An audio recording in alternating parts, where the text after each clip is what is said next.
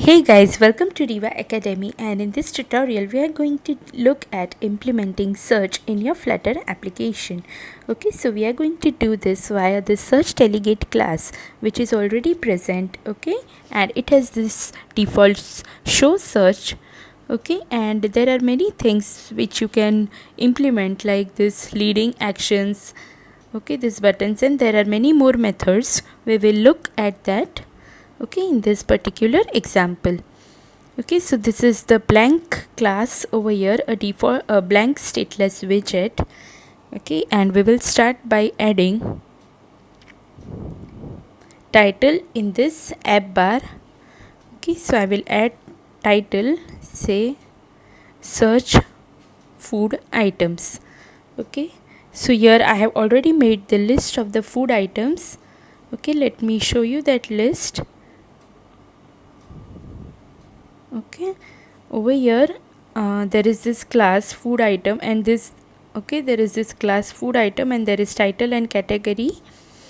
Okay, and there is this load food item list. Okay, and in that title and categories are present. Okay, so we will make the list out of this.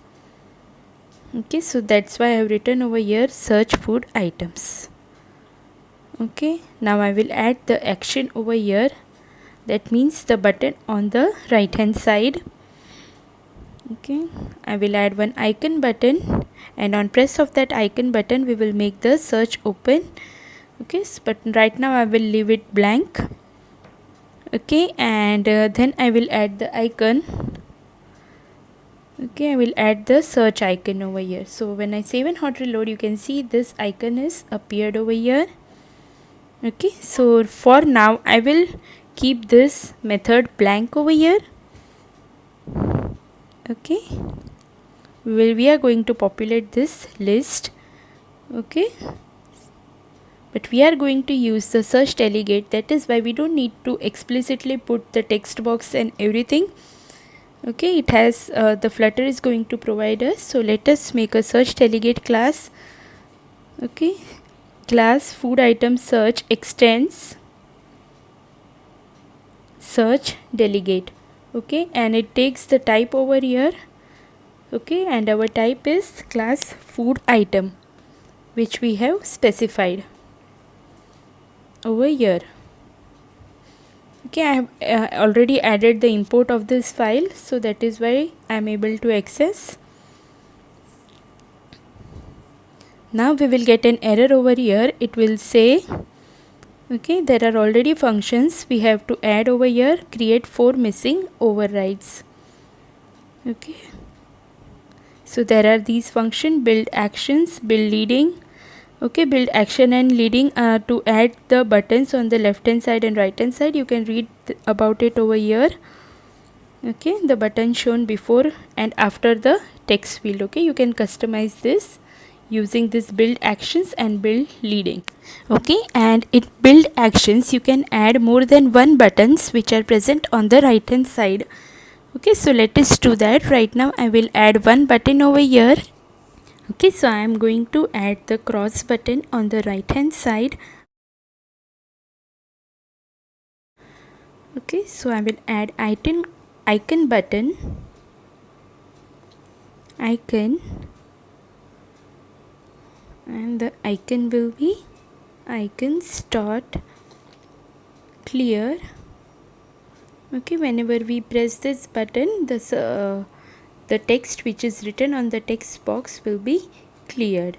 Okay, but right now I am keeping this on press button blank, and we will come back later on this. And I have removed the comment over here.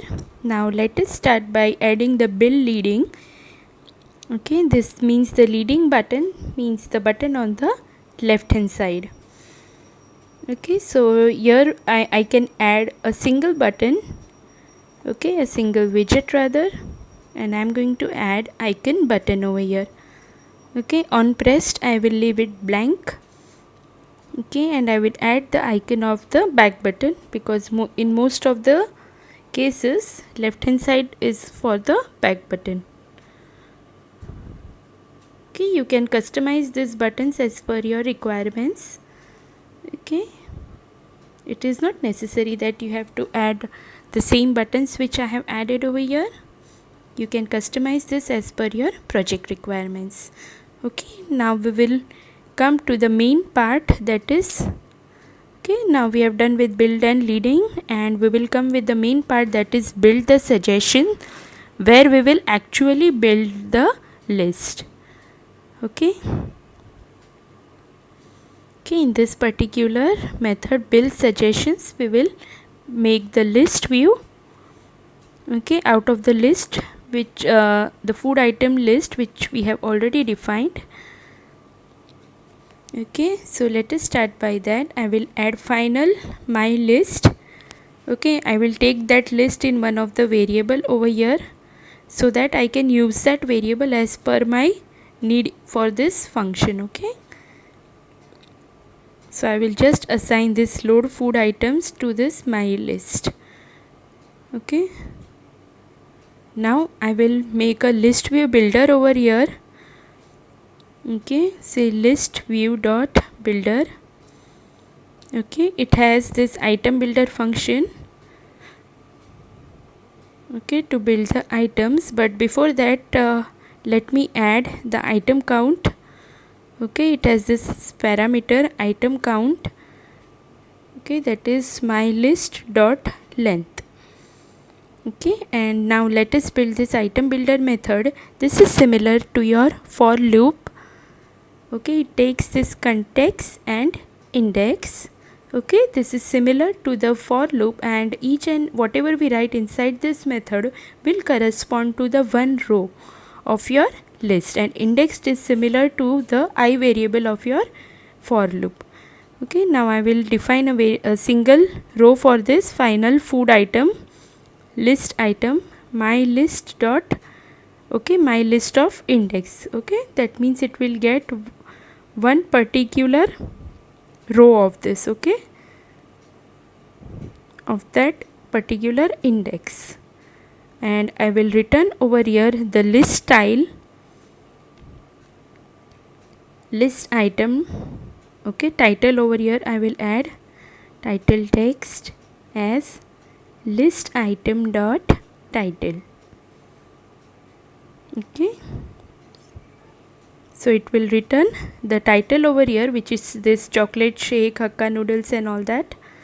Okay, so now let us check this. Okay, so now what I have to do is call this on the on pressed of this search button. Okay, so I will go back to this app bar and put over here source search. It will take context and the name of the delegate, that is food item search. Right, so now I think this should work. When we click over here, you can see this list is populated. Okay, there is this search text box. Okay, this list is populated by the title of this food items. Okay, and you can see the text box. Okay, we have manually not added this text box anywhere, but it is okay, and we whatever we write over here, and these buttons which we have added for leading and build. Okay, the cross button which we have added, okay, for action and leading. Okay, you can see that. Now I also want to add write the category over here below this. Okay, so what I will do, I'm going to create the multi-line list. Okay, so we are going to wrap this with a column so that I can add the category also. Okay, so below the title I will add a text. Okay, list item dot list item dot category. Okay, so when I save and hot reload, okay, by default this column came into the center. Let me fix the alignment by cross axis alignment. Okay, and let me add some styling to this text. Okay, for the title I will make the font a bit big. Okay, so I will add the font size as 20. Okay, and then I will change the color for the category to bit light color. Okay, so let us make the color to gray.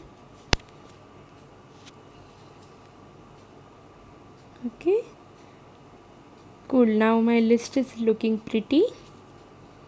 Now let me do one more thing. I will add the divider.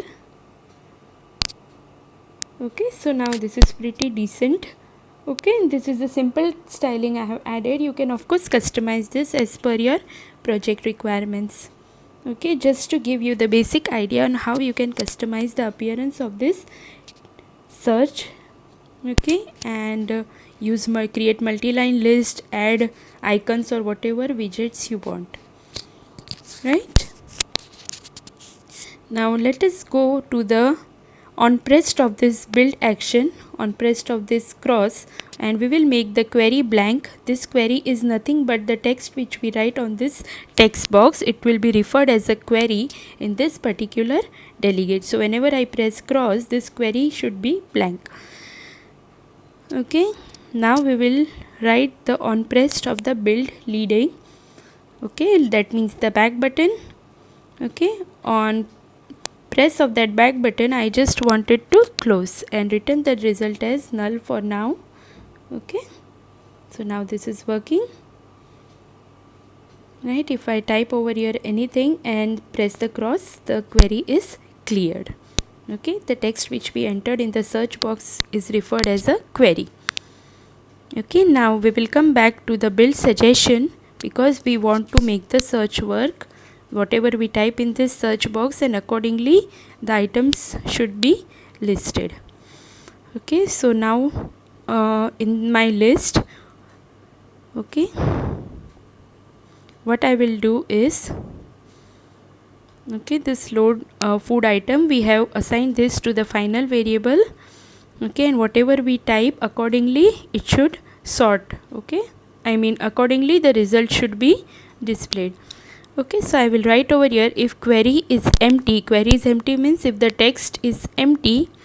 Okay, if there is no text in the search box, it should display all the values, or if there is some text written in the text box, for example A, C, whatever, okay, then it should